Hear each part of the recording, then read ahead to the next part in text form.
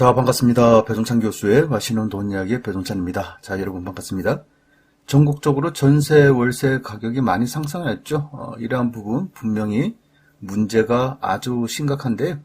특히 다음 자료를 보시면 주택 전세 가격 종합 지수인데 2017년도에 보통 85였죠. 85라는 건 100 이하이기 때문에 전세 구하는 사람보다는 전세를 내놓는 사람, 즉 임대인의 많다라고 이렇게 봐야 되겠죠. 그리고 100 이상이면 이제 전세를 찾는 사람, 전세 세입자들이 많고 내놓는 사람이 좀 적다라고 말씀드릴 수가 있겠죠. 따라서 100 이하면 안정이고 100 이상이 되면 전세 가격이 좀 심상치 않다라고 이렇게 말씀드릴 수가 있다는 겁니다.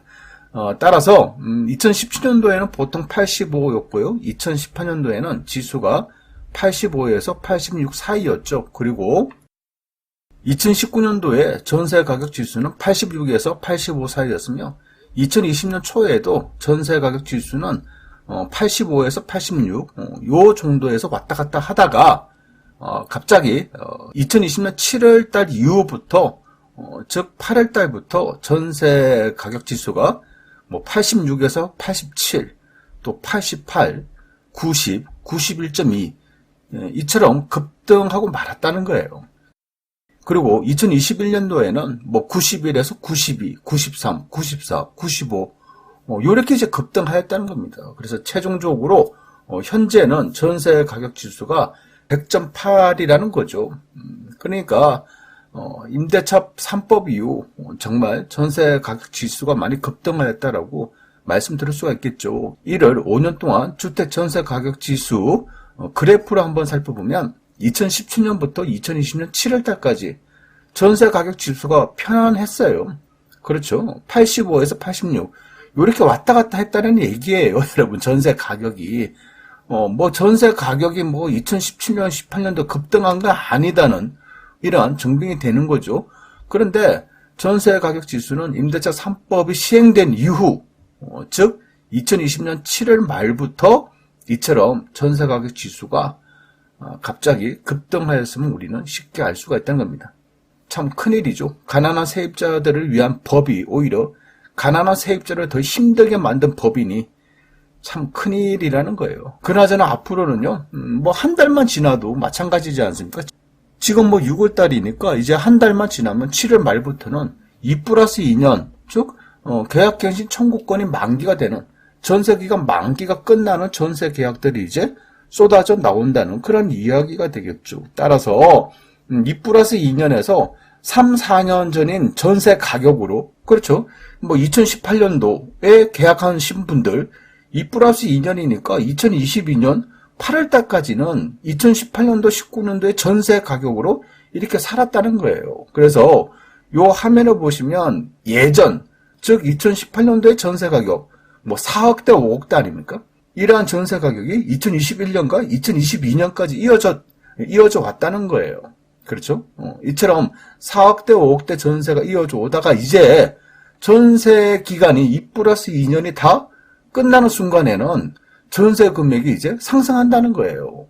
4억대 5억대 전세가 이제는 7억대 후반에서 8억대까지 부득이하게 이런 인상된 금액으로 전세 계약을 체결할 수밖에 없다는 그런 이야기가 되겠죠. 지금 서울 데이터인데 따라서 전세 금액이 이 정도로 급등을 하니까 사람들이 서울을 빠져나가는 거죠.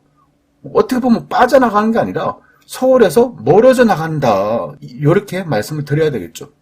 따라서 이제 한 달 정도만 지나면 전세 금액이 3, 4억이 더 오른 금액으로 이제 지급을 해야 되는 시기가 도래된다는 거죠. 물론 현재 전세 금액 7억대 후반부터 8억대의 전세 금액이 더 올라간다 이러한 이야기는 아닌 것 같고요. 과거 3, 4년 전에 체결한 전세 계약이 이제는 2+2년 기간이 만기됨으로써 이제 과거에 체결했던 전세 계약 이런 금액이 올라간다라고 말씀드릴 수가 있겠죠. 따라서 전반적인 주택 전세 가격 종합 지수 또한 앞으로 더 상승할 가능성이 많아졌다라고 말씀을 드릴 수가 있다는 겁니다. 여기에 아실의 자료에 의하면요. 서울의 전세 매물은요. 3월 8일 기준으로 하면 서울의 전세가 31,000건이었는데 6월 8일 기준으로 하면 서울의 전세 매물이 26,000여 건이라는 거예요. 즉 전세 매물 자체가 늘어난 게 아니라 오히려 전세 매물 자체가 지금 감소되었다는 거죠. 이는 대략적으로 한 16% 정도 감소되었다 말씀드릴 수 있을 것 같고요. 여기에 월세 매물까지도 감소되고 있다는 겁니다. 따라서 서울의 전세, 월세 시장 앞으로 이제 걱정된다라고 말씀드릴 수가 있겠죠. 특히 다가오는 2022년 7월 말 이후, 그렇죠? 임대차 3법 2+2년이 끝나는 그런 시점이 다가오면 기존 전세 금액의 급등은 없겠지만은 2+2년 전세 만기가 끝나는 그러한 전세 계약의 가격은, 전세 금액은 급등할 것이다. 그리고 이러한 현상은 서울뿐만이 아니죠.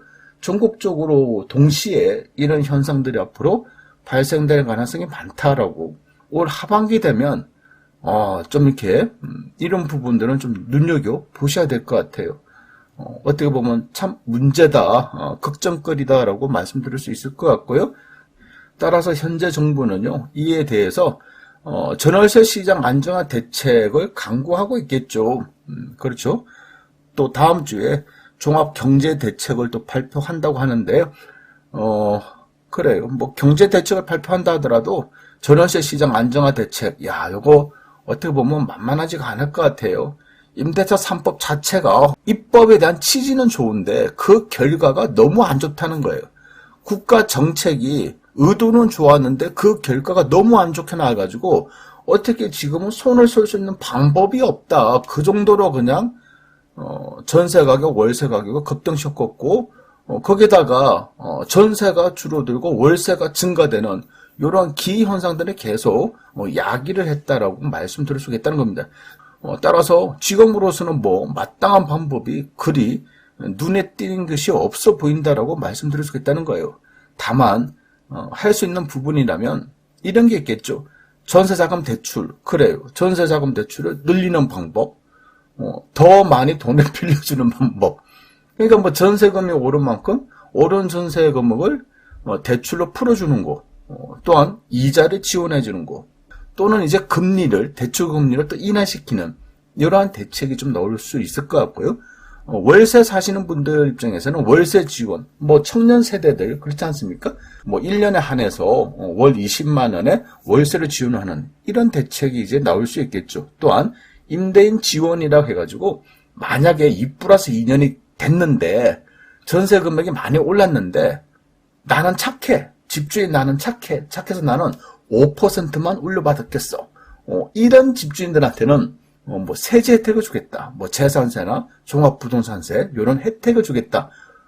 이런 임대인 지원이라는 이런 전월세 시장 안전 대책이 나올 가능성이 좀 많아 보인다는 얘기입니다. 하지만 이러한 대책이요, 현재 전세 시장과 월세 시장 안정을 맞이할 것이냐, 이런 부분에 대해서는 좀 의문이 든다라고 말씀드릴 수 있을 것 같은데요. 결론적으로 본다면 올 하반기 때 3, 4년 전에 체결한 그러한 전월세 금액은 또다시 상승할 가능성이 많다라고 말씀을 드릴 수 있을 것 같고, 이러한 전세 금액과 월세 금액의 상승은 집값에도 좀 영향을 끼칠 그럴 가능성이 있어 보인다라고 이렇게 말씀을 드릴 수 있을 것 같아요. 이상까지 배종찬 교수의 맛있는 도움 이야기였습니다. 감사합니다.